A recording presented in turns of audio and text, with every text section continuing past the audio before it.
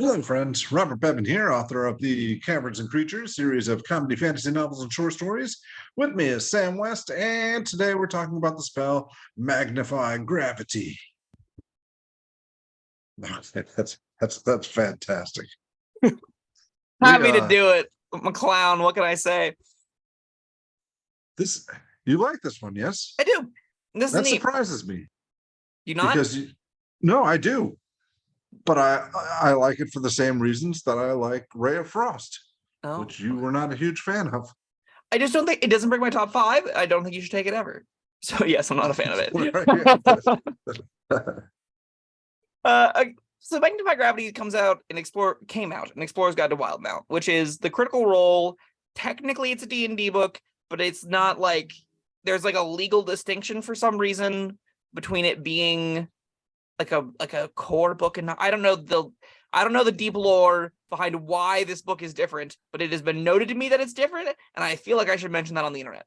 But it's a neat little spell that Matt Mercer and friends, I don't know the specific designer of this, created, and it is really nifty. It's for a school called Dunamancy. Don't know what that means. And is part of like a graviturgy thing, which is a subclass that wizards get in that book apparently, which I definitely read once and could not tell you what it does at the moment because I don't need to. All I need to know is what this spell does. This spell is sweet. Oh, am I gonna say that? I'm gonna say what it does now. Yeah, it's an action. What does it do?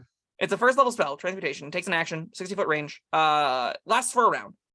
The gravity in a 10-foot radius sphere increases for a moment. Each creature in the sphere makes a con save. On a failed save, it takes 2d8 force damage, and its speed is halved. On a successful save, it takes half as much damage. And its speed is halved, till the start of its next turn. Until the start of your next turn, any object that isn't being worn or carried in the sphere requires a strength check against your spell save DC to pick up or move. Neat. And then you can cast it for higher levels, get d8 damage bonus per spell level. Don't do that. This is very nifty. It is a 20-foot radius or 20-foot diameter sphere that you put somewhere and you slow a bunch of people down simultaneously. I think this is very usable, largely because it does enough damage in that area at a good range with a decent enough effect that you'll be like, this has a meaningful impact on a lot of fights. Oh, I didn't look up the range. 60 feet. This is the same range as the Ray of Frost. Ray of Frost hits one creature sometimes and does 1d6 damage. This does 2d8 in an area. Yes, this is a spell you want to engage a fight with. Ray of Frost is not. It's also a level higher.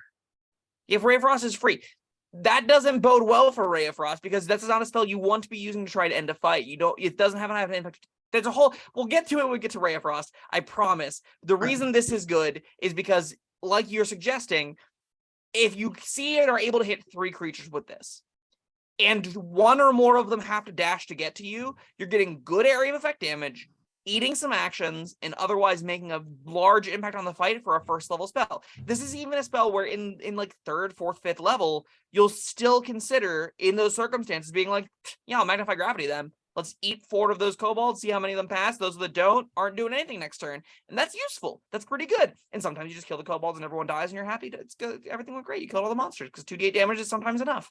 It's all of the words come together to make a neat effect. And then they added a cool little thing where stuff gets stuck to the ground. You have this even more hyper niche scenario where now you can say, I really need you to not pick that up. Magnify gravity. Somebody get over there and get it. And that's cool. What is that? When's this happening? It's not. Almost ever. It's the kind of thing where there's a MacGuffin and you're like, oh my god, we can't let him get away with the key. Magnify gravity. The creature is probably that is next to it is slowed. The key is going to be harder to pick up, and now you conceivably have an extra turn to get there. This is going to be like a once in a campaign kind of effect that matters. This is going to be the barbarian has randomly disarmed somebody, the really scary blade of disaster has flown across the room, and the wizard and everyone just kind of stares, and the wizard can't reach this turn. And they just magnify gravity, and it'll be fun. It'll be in a moment kind of thing that'll again happen once in a campaign at most. And that being a ribbon attached to an otherwise powerful effect takes the spell to me and makes it so there's going to be 1 or 2 moments where you're going to go, oh my god, this was so cool. This is exactly what I wanted Magnify Gravity to do. This does exactly what I would expect a wizard that is, forcing things to be more intense, controlling the gravity down to a space to make it so that things can't leave it. You are getting that exact fantasy fulfilled in a way that also gives you a 2d8 area damage slow that can eat actions. All of it compiles together to be a really cool spell that I'm glad exists. Yeah, see, for that similar effect though, I like fear. Drop all your stuff and run away so I can pick it up. Fear's great. Fear's an underrated 3rd level spell. That spell slaps. And Magnify Gravity combined with fear, you fear everyone away, and then the people that didn't flee that would go to pick up the scary stuff, you'd be like, Magnify Gravity. They're not moving either, and we're going to kill them while everyone else runs away. And you got this cool little thing. This only having a round duration means it doesn't have concentration, so it works well with concentration effects, but it still has like a duration-based impact on a fight. That's not negligible. Yeah, I think it's cool. Yeah, I do too. We are, for the like standoffish tone we have against each other right now, we are in 100% agreement. Yeah, I feel like I'm taking this recording session a little bit aggressive. There's a little bit of fight in me at the moment. Oh, yeah. I'm not entirely sure why. I know exactly why. Oh, I think it's still up. Yes. That could be it. Yeah, that was fun. Listeners, go watch that video. It's Elemental Adept, yeah. If you want to see me be mad about something, this one's just cool. I'll level with you. I don't know who's allowed to take this spell. I don't know if you have to be like a Graviturgist to get this. I don't know if you have to be like in the Critical Role setting to get this. I would just, if you want to take the spell, if you're here being like, this is a cool effect, just talk to your DM about it first. Be like, hey, this is an Explorer's Guide to Wildemount, which Wizards printed it, but it's a Critical Role book. I don't know what that means. And then the DM will be like, yeah, it's fine, take it because it's a cool spell. That's probably how that conversation should go. But just ask to be polite. It's the right thing to do. This is a spell that's definitely out of left field. It's got some weird tags and some weird like world building lore stuff that isn't core to a lot of settings.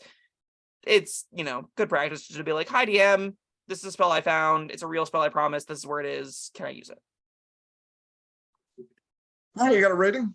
I think this is a 3. This is a great little spell. It's a first level spell that you'll be happy to have at first level. There'll be some rare cases in the mid tier where you'll be like, yeah, I'll cast Magnify Gravity here. Once you get the upper levels, and probably not, but in the tiers that you want it to be good, it's doing damage, it's creating a meaningful impact of an effect, it's at a good range and a good area with some cool little flavor text tacked onto it. I want spells to be exactly like this power. This is right where I want them. All right, 3rd video in a row. I'm just going to agree with your assessment and give it a 3 as well. Perhaps we'll be contrarian next time. Can't wait. All right, that was Magnify Gravity. Thank you, Sam, and thank you everyone for joining us. We'll see you next time. Bye-bye. Thank you for watching. If you found this helpful, informative, or entertaining, I'd really appreciate it if you hit the like button below. You needn't smash it. A gentle tap will suffice. If you want to see more videos like this, subscribe to the channel. And make sure you check out the links in the description where you'll find my Caverns Creatures series of comedy fantasy novels, Sam's full review of the spell, and other fun things.